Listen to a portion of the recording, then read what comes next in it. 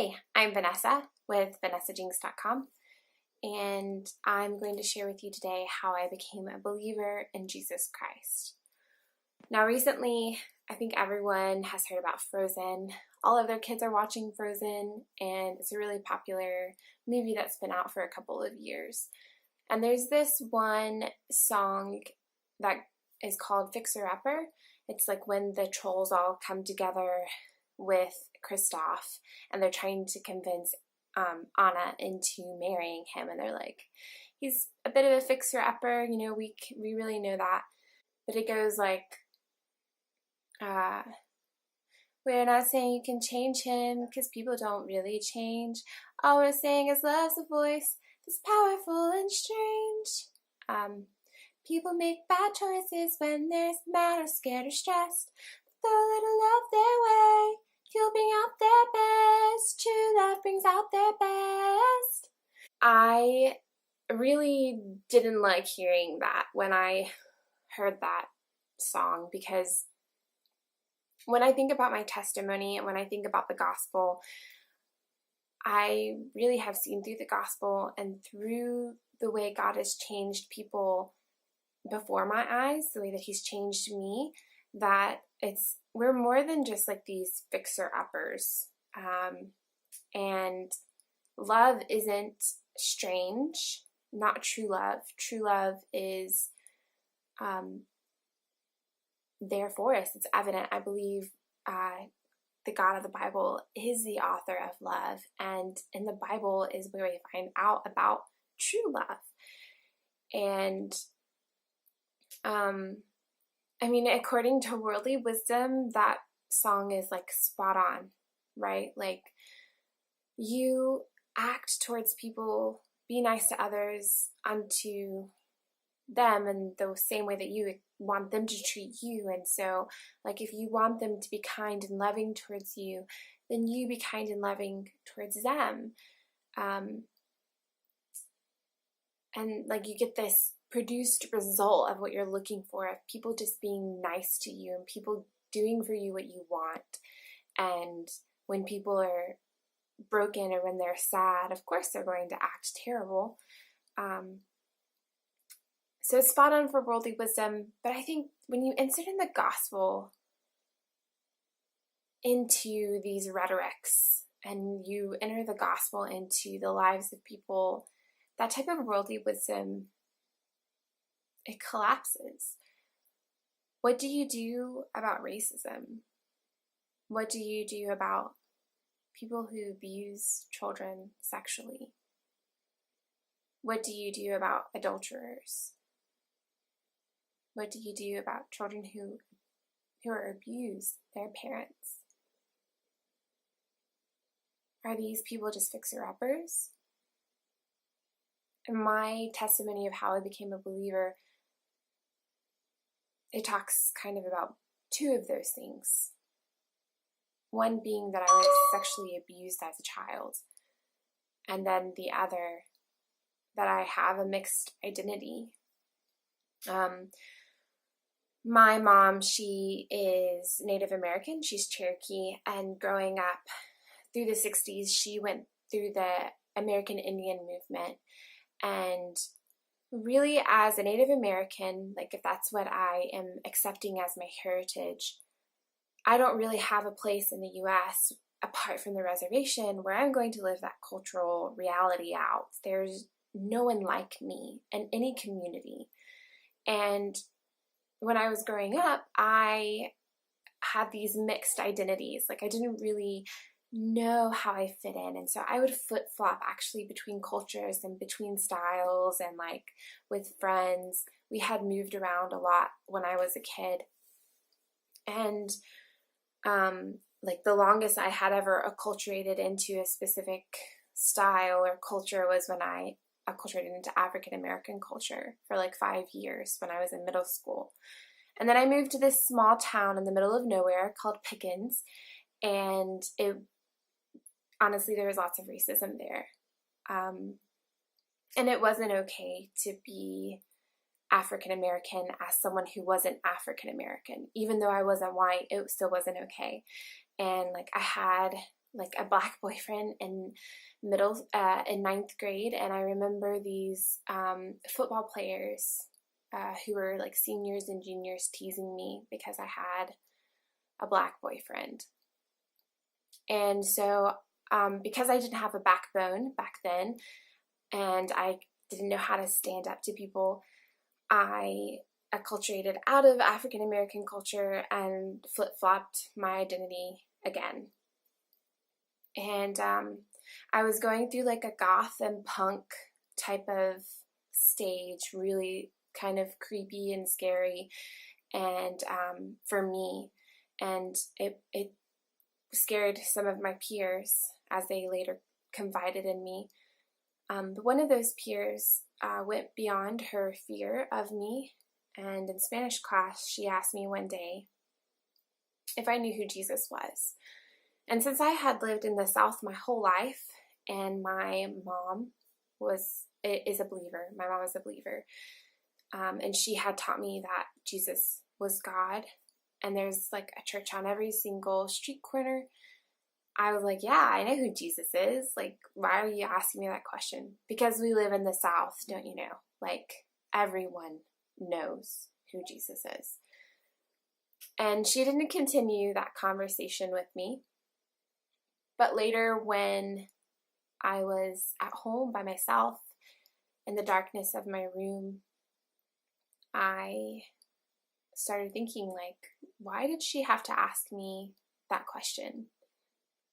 Don't I look like I know who Jesus is? Do I look like I know God? And I started wrestling with those questions, and I asked my mom for a Bible.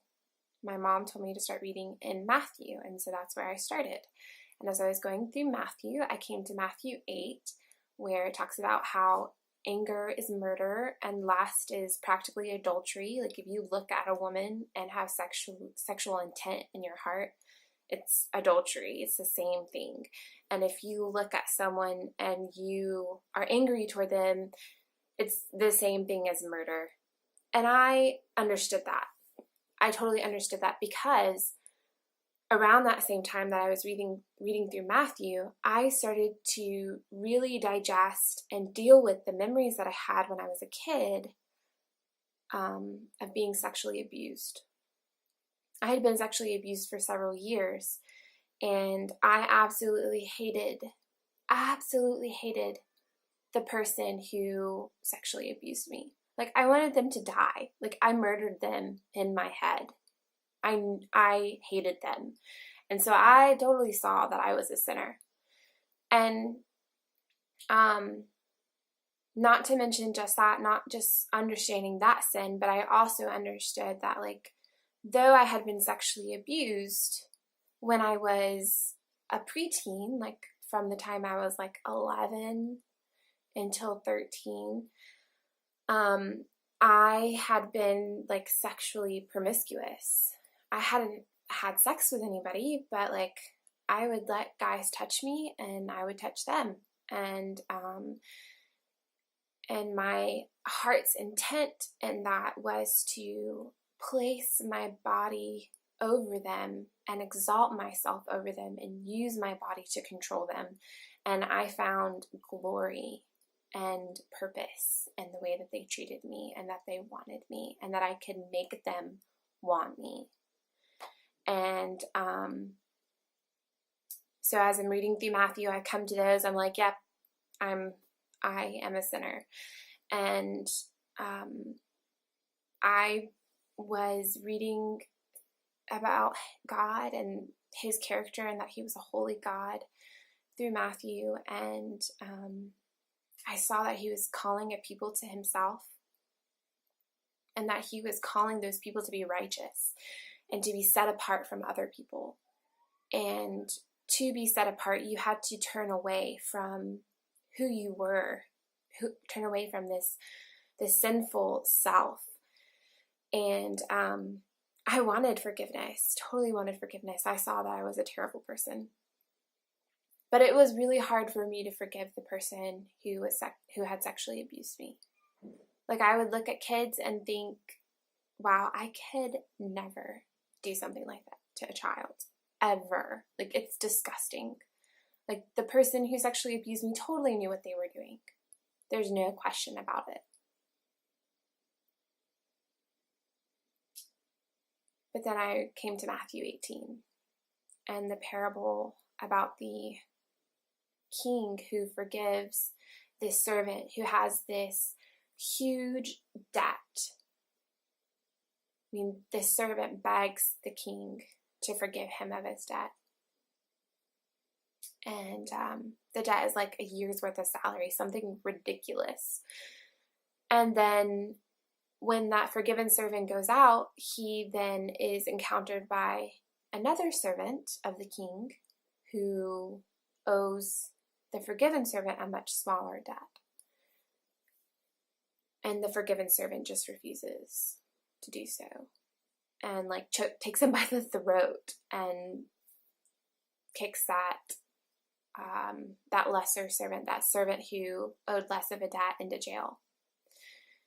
Now the king finds out about this and he is livid when he hears about it, because this forgiven servant was forgiven so much, absolutely so much, and he refused to forgive the other servant. And so he takes that forgiven servant and he throws him into jail because he's wicked. He's a hypocrite.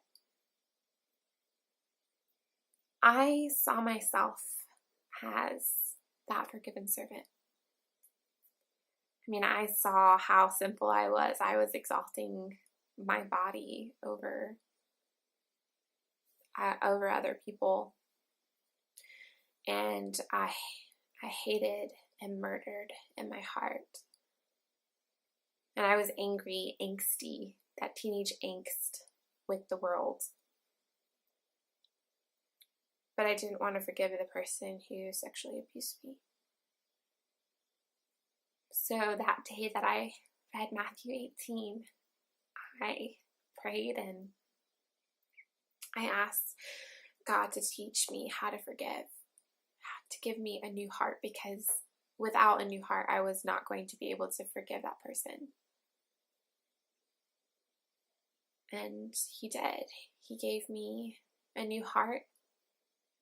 I turned from my sins and I imperfectly started to follow Christ as my Lord and Savior. But the story doesn't stop there.